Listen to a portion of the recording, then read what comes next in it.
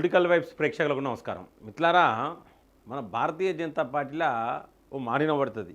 వీళ్ళు కొత్తోళ్ళు, వీళ్ళు పాతోళ్ళు, కొత్తగా వచ్చిన వాళ్ళకు పదవులు ఇవ్వద్దు, కొత్తగా వచ్చిన వాళ్ళకు టికెట్లు ఇవ్వద్దు, కొత్తగా వచ్చిన వాళ్ళకు పదవులు టికెట్లు ఇస్తే వేరే పార్టీలో పోయే అవకాశం ఉంటుంది, పాతోళ్ళని బ్రహ్మాండంగా తయారు చేయాలి అని చెప్పేసి సొల్లు పురాణం ఉండేది. ఇక సొల్లు పురాణం అంటే ఇక గసవంటి పెద్ద పెద్ద మేధావులకు ఈ వీడియో అంకితం చేస్తూ ఉన్నాం మిత్రులారా.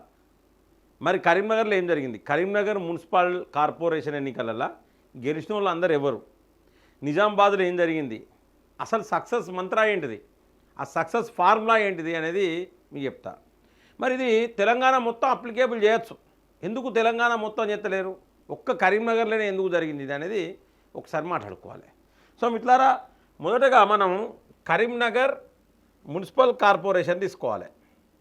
కరీంనగర్ మున్సిపల్ కార్పొరేషన్ మేయర్ పీఠం భారతీయ జనతా పార్టీకి దక్కింది. సో దాన్ని మనం చాలా విజయంగా అభివర్ణిస్తున్నాం. నేను కూడా మంచి పని జరిగింది. కరీంనగర్ మున్సిపల్ కార్పొరేషన్, ఇందులో 30 మంది బీజేపీకి నిలబడ్డోళ్ళు కార్పొరేటర్లు గెలిచిండ్రు. ఇందులో 18 మంది ఇతర పార్టీల నుంచి వచ్చిన వాళ్ళే. 18 మంది వేరే పార్టీ నుంచి వచ్చిన వాళ్ళే 18 మంది. అంటే తర్వాత మిగిలింది 12 మంది. ఈ 12 మందిలో వెనుకటి నుంచి వెళ్ళి బీజేపీలో ఉన్నోళ్ళు 6 కూడా లేరు మిత్రులారా, కొత్తగా వచ్చిన వాళ్ళే కొంతమంది.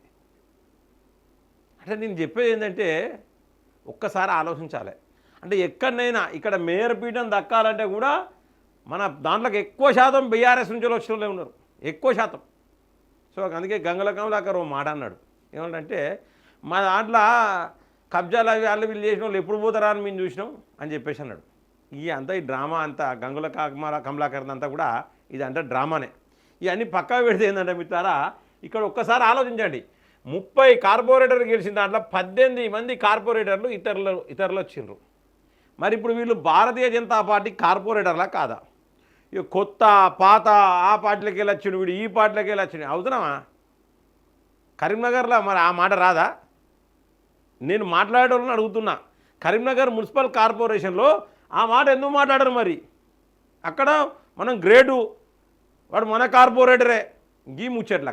ఇక్కడికి వచ్చేసరికి వేరే విషయాలకు వచ్చేసరికి ఏంటంటే వేరే పార్టీ వాళ్ళకి టికెట్లు వచ్చిన వాళ్ళకి టికెట్లు ఇవ్వద్దు, వాళ్ళకు పదవులు ఇవ్వద్దు.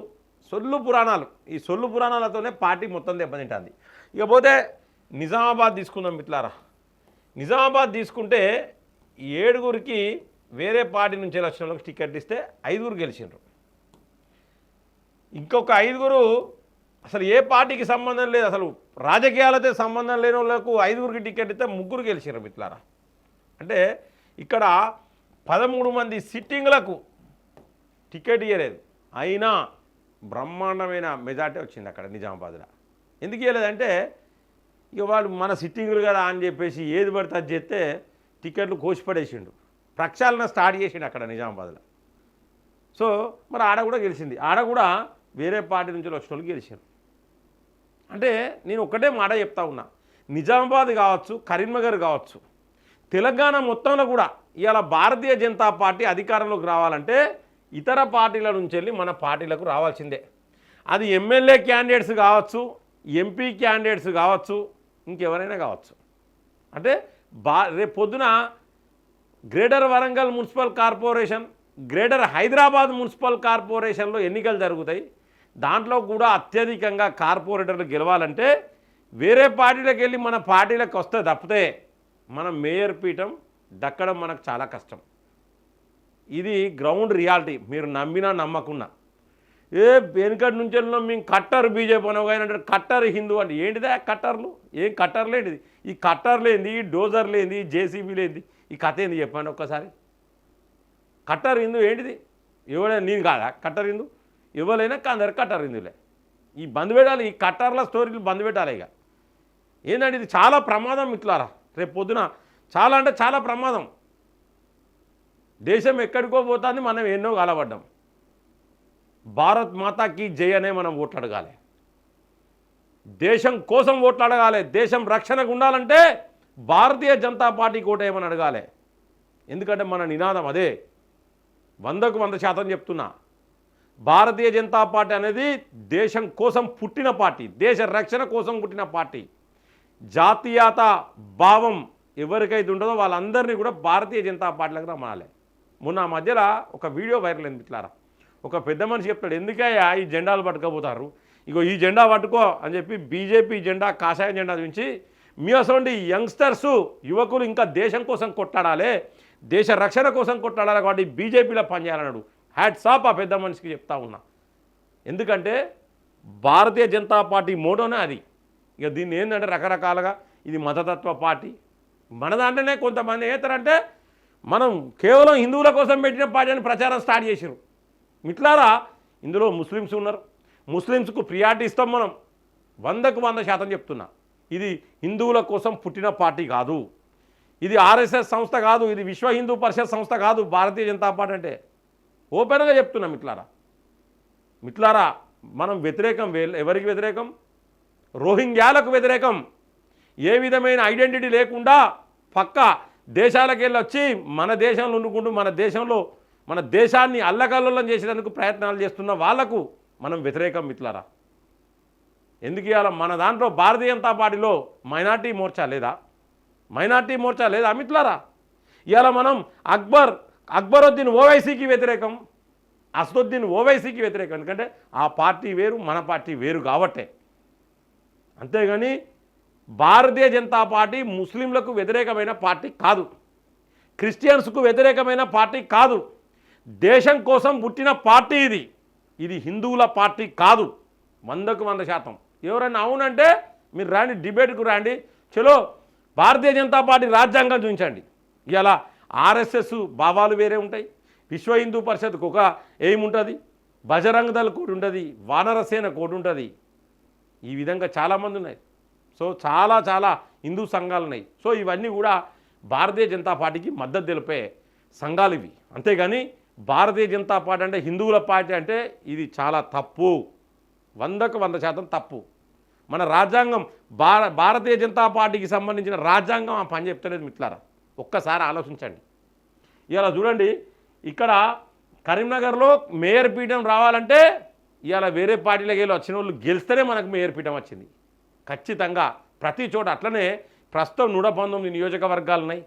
రేపు పొద్దున 154 నియోజకవర్గాలు కాబోతూ ఉన్నాయి. రేపు పొద్దున 22 పార్లమెంట్ సెగ్మెంట్లు కాబోతూ ఉన్నాయి, అంటే లోక్సభ సెగ్మెంట్లు. కాబట్టి ఖచ్చితంగా మనకు దగ్గర 100 మంది లీడర్లు మనకు అవసరం ఉన్నారు. 33% మహిళల రిజర్వేషన్ రాబోతూ ఉన్నది. జర గెలిచేటోళ్ళు నిలబడండి. కేవలం ఏంటంటే డబ్బాలు కొట్టుకునేందుకు, లేకపోతే ఏదైనా పార్టీ ఫండ్ వస్తే నాకేదందుకు నిలబడద్దు. దయచేసి మీకు 2 చేతుల దండం పెట్టి చెప్తా ఉన్నా. పార్టీ మీద చాలామంది నమ్మకం పెట్టుకున్నారు. ఒక్కసారి భారతీయ జనతా పార్టీ తెలంగాణలోకి అధికారంలోకి రావాలి, చాలా మార్పులు రావాలి, తెలంగాణ అభివృద్ధి చెందాలి అని చెప్పేసి చాలామంది ఎన్నో ఆశలు పెట్టుకున్నారు. వాళ్ళ ఆశలను వమ్ము చేయకండి, మీకు మంచిది కాదు, పాపం తగులుతుంది. కేవలం టిక్కెట్ వస్తే చాలు, పార్టీ ఫండ్ వస్తే రూపాయి వెనక పెట్టుకుందాం అనే ఆలోచన ఎవరైనా ఉండేది ఉంటే జర వెనక పోండి. అది మీకు మంచిది కాదు, మీ కుటుంబానికి మంచిది కాదు. మళ్ళీ చెప్తున్నా, మంచి నాయకులను తీసుకురండి. ఇప్పుడు తయారు చేయడం చాలా కష్టం మిత్రులారా. ఇంత ఫాస్ట్గా 3 సంవత్సరాలలో మొత్తం నాయకులను తయారు చేయాలంటే ఇదేమన్నా ఫ్యాక్టరీయా అంత పెద్దగా మ్యానుఫ్యాక్చరింగ్ చేయడానికి? ఇక పోతే మన దాంట్లో దరిద్రం కాలబడ్డది. మన పార్టీలోనికి మన పార్టీలోని శత్రువు. మనం కాంగ్రెస్తో ఫైట్ చేయం, మనం బీఆర్ఎస్తో ఫైట్ చేయం. ఇవాళ మన పార్టీలో మనమే ఫైట్ చేస్తాం. ఎందుకో అర్థం కాదు ఈ దరిద్రం. ఇది పోవాలి, సమన్వయం పరచాలి. యూనిటీ అనేది లేదు. ఇక మన పార్టీలో మనమే యూనిటీ లేము, దేశానికి ఏం సేవ చేస్తామండి? ఇవాళ వాళ్ళు ఫోన్ చేసి నన్ను బెదిరిస్తాడు. ఏంటంటే మరి ఆయన బెదిరించుడు ఏందో, వాని బొందల బెదిరించుడు, వానికి సిగ్గుండాలి. వాడు కమ్యూనిస్ట్ పార్టీ నుంచి వచ్చినోడే, వాడు బీజేవైఎం నాయకుడు, వాడు కమ్యూనిస్ట్ పార్టీ నుంచి వచ్చినోడే. సిగ్గు శివునెత్తులు ఇచ్చేది మనం ఉండాలి. నేను చెప్తున్నా, నువ్వు కమ్యూనిస్ట్ కాదు, నువ్వు ఎక్కడి నుంచి రా వచ్చినాక భారతీయ జనతా పార్టీ ఏం నేర్పుతాను నీకు? మరి నేను ఒక వార్త అయిన మిత్రులారా, హుస్నాబాద్లో నారాయణ చైతన్య ర్యాంకులు వచ్చినాయి మన కోట్లు. కొంతమంది చూసావేమైనా డివిజన్ల నంబర్లు అనుకుంటా, డివిజన్ల నంబర్లు కాదు మిత్రులారా, అవి వచ్చిన ఓట్లు. అవి నారాయణ చైతన్య జేఈ మెయిన్స్ ర్యాంకులు కాదు, అవి భారతీయ జనతా పార్టీకి వచ్చిన ఓట్లు అని చెప్పేసి నేను చెప్పిన ఒక వార్త చెప్పిన. మా దగ్గర ఒక ఆమెకు బాగా ఓట్లు వచ్చినాయి, 300 ఓట్లు వచ్చినాయి, మస్తు కష్టపడ్డది, ఓడిపోయింది అంటే నా ఇష్టం, నేను చెప్పాలి, లేకపోతే లేదు. నువ్వు పెట్టించినావా? నువ్వు పెట్టించినావానా? ఈ యొక్క సంస్థ మీ యొక్క తాటాకు చప్పుట్లకు మీ డప్పులకు నేను ఉచ్చబోసుకొని గజగజం అనుకుంటే బరకటోని కాదు. గుర్తుపెట్టుకో, నా పుట్టుకనే ఒక సంచలనం. మళ్ళీ చెప్తున్నా ఇవాళ, నేను పుట్టిందే చరిత్ర సృష్టించడానికి. నన్ను గెలకద్దు, గెలికించుకోవద్దు. ఖబర్దార్ నేను చెప్తున్నా. నీ తొక్కలో బెదిరింపులకు భయపడడానికి ఇక్కడ ఛానల్ పెట్టుకొని కూర్చోలే. భారతీయ జనతా పార్టీ వచ్చి నాకు ఛానల్ పెట్టియలే. నెల నెల మెయింటెనెన్స్ నాకు భారతీయ జనతా పార్టీ నెల నెల నాకు జీతం పంపుతలేదు. నీకు దమ్ము ధైర్యం ఉంటే 300 వచ్చినాయి, ఒక్కరికి ఎక్కువ వచ్చినాయి, మిగతా వాళ్ళందరికీ 9, 8, 7 ఇట్లా వచ్చినాయి ఓట్లు అని ఇంకో ఛానల్ పెట్టుకొని మాట్లాడు. మీకు చేత కాదు, రాహుల్ గాంధీ మీద మాట్లాడడానికి చేత కాదు, రేవంత్ రెడ్డి మీద మాట్లాడడానికి చేత కాదు, కేసీఆర్ మీద మాట్లాడడానికి చేత కాదు. కూననేని సాంబశివరావు మాట్లాడితే మీ నోళ్ళు ఎక్కడ పోయినాయి? అప్పుడు చేత కాదు, ఇక మా మీద పడతారు. ఎట్లా దాడి చేయాలి, ఏ విధంగా వీళ్ళని తిట్టాలి, ఏ విధంగా వీళ్ళను సోషల్ మీడియాలో కించపరచాలి, మీరు ఈ పని చేసినంత కాలం జన్మలో ఈ పార్టీ బాగుపడదు. మీకు కనీసం భారతీయ జనతా పార్టీ కోసం ఏ ఒక్క రూపాయి ఆశించకుండా పనిచేసే యూట్యూబ్ ఛానల్ ఎన్నున్నాయో తెలుసా? వాళ్ళు ఎంత కష్టపడతానో తెలుసా? వాళ్ళ గురించి ఎప్పుడైనా పట్టించుకున్నారా మీరు? పట్టించుకోరు మీరు. కానీ ఇక ఆయన అడుగుతాడు, నాకు చెప్తాడు దేశం కోసం ధర్మం కోసం అంటారు, మళ్ళీ గిట్లా మాట్లాడతారట. లేదు లేదు లేదు, దేశం కోసం ధర్మం కోసం అంటాం. నీలాగా కమ్యూనిస్ట్ పార్టీలోకి వెళ్ళి రాలేదురా భయ్. వాడు నాకు ఫోన్ చేసి ధమ్కి ఇస్తాను, ఫాల్తు నా కొడుకు. ఎవరు చెప్తే నువ్వు చేస్తానో మాకు తెలుసు. ఈ తాటాకు చప్పుర్లకు నేను భయపడా. బెదిరింపులు బంద్ చేయండి, మీకంటే ఎక్కువ బెదిరించగలుగుతా. గుర్తుపెట్టుకోండి, మన పుట్టుకనే ఒక చరిత్ర, రేపు పొద్దున మన చావు కూడా చరిత్రనే ఉంటుంది. ఇవాళ మళ్ళీ చెప్తున్నా, ఏదో చేద్దాం, విని బెదిరిద్దాం, అలలు కొడదాం అంటే ఖబర్దార్ బిడ్డ.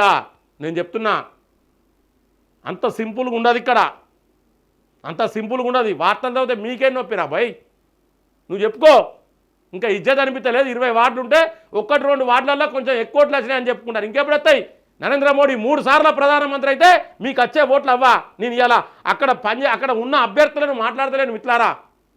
ఆడ ఎవరు ఇన్ఛార్జిగా పనిచేసిర్రు, దానికి అసెంబ్లీ ఇన్ఛార్జ్ ఎవరు, ఆ మున్సిపాలిటీకి ఇన్ఛార్జ్ ఎవరు, ఆ పార్లమెంట్ సెగ్మెంట్ ఎవరు, అందరి గురించి మాట్లాడతాం. తప్పేంటిది? ఎందుకు కరీంనగర్ మున్సిపల్ కార్పొరేషన్లో గెలిచినాడు ఎందుకు గెలవలే? ఎందుకు నిజామాబాద్లో వచ్చిన ఓట్లు రాలే? కారణం ఏంటిది? దాని గురించి ఫస్ట్ విశ్లేషణ చేయండి. పౌరుషము నా మీద మాట్లాడడానికి కాదు. పౌరుషం 500 రూపాయల నోట్ల కట్టల 5,000 తీసినా పందికొక్కులు లేకుండా తిన్నా ఆ పందికొక్కుల గురించి మాట్లాడు. ఈ బెదిరింపులు బంద్ చేయండి. సో మిత్రులారా, ఏది ఏమైనప్పటికీ కూడా ఇక్కడ క్లియర్గా మీకు అర్థమైంది ఏంటంటే, కరీంనగర్ మున్సిపల్ కార్పొరేషన్లో 18 మంది కార్పొరేటర్లు వేరే పార్టీ నుంచి వచ్చిన వాళ్ళు గెలిచినారు. అంటే రేపు పొద్దున భారతీయ జనతా పార్టీ అధికారంలోకి రావాలంటే వెనుకటి నుంచి ఉన్నోళ్ళే కాదు, కొత్తోళ్ళు 70% మంది కొత్తోళ్ళు రావాల్సిందే. ఇప్పుడు కొత్తగా వచ్చిన వాళ్ళని కూడా మంచిగా చూసుకోవాల్సిందే. పాత కొత్త అనే భేదం ఉండద్దు. పాత కొత్త వెనుకటి నుంచి వచ్చిర్రు ఇసొంటి వాళ్ళని తీసుకోవద్దంటే చాలా కష్టం. కరీంనగర్లో తీసుకోలేదా సంజయ్ అన్న? నిజామాబాద్లో తీసుకోలేదా?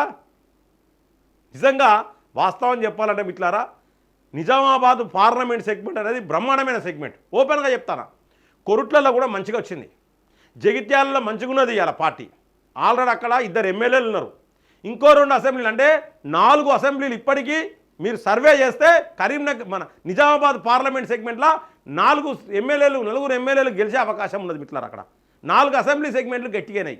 అంటే పార్టీ డెవలప్మెంట్ అంటే అట్లా ఉండాలి.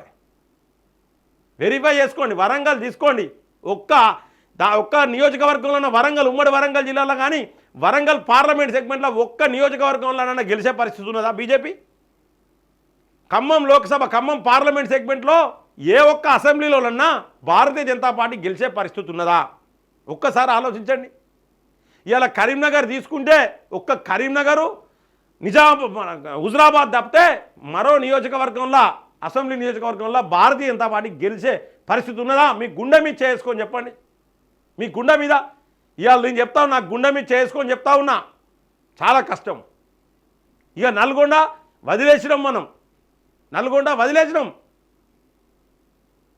సో మిత్రులారా, మరి ఖచ్చితంగా భారతీయ జనతా పార్టీ అన్ని దిక్కులా గెలవాలంటే, రేపు పొద్దున అధికారంలోకి రావాలంటే, ఏ పార్టీతో పొత్తులు పెట్టుకోవద్దంటే ఖచ్చితంగా చాలామంది 70% మంది కొత్త వాళ్ళు భారతీయ జనతా పార్టీకి రావాల్సిందే. మరి ఇది జరుగుతుందా జరగదా రేపు పొద్దున భారతీయ జనతా పార్టీ పరిస్థితి తెలంగాణలో ఏ విధంగా ఉండబోతా ఉన్నదో ఖచ్చితంగా మీ యొక్క అభిప్రాయాన్ని కామెంట్ బాక్స్లో రాయండి. ఈ వీడియోని లైక్ చేయండి, సబ్స్క్రైబ్ చేయండి, వాళ్ళు మన ఛానల్ సబ్స్క్రైబ్ చేయండి, బెల్ బటన్ నొక్కడం మర్చిపోకండి మిత్రులారా. జై హింద్, జై భారత్.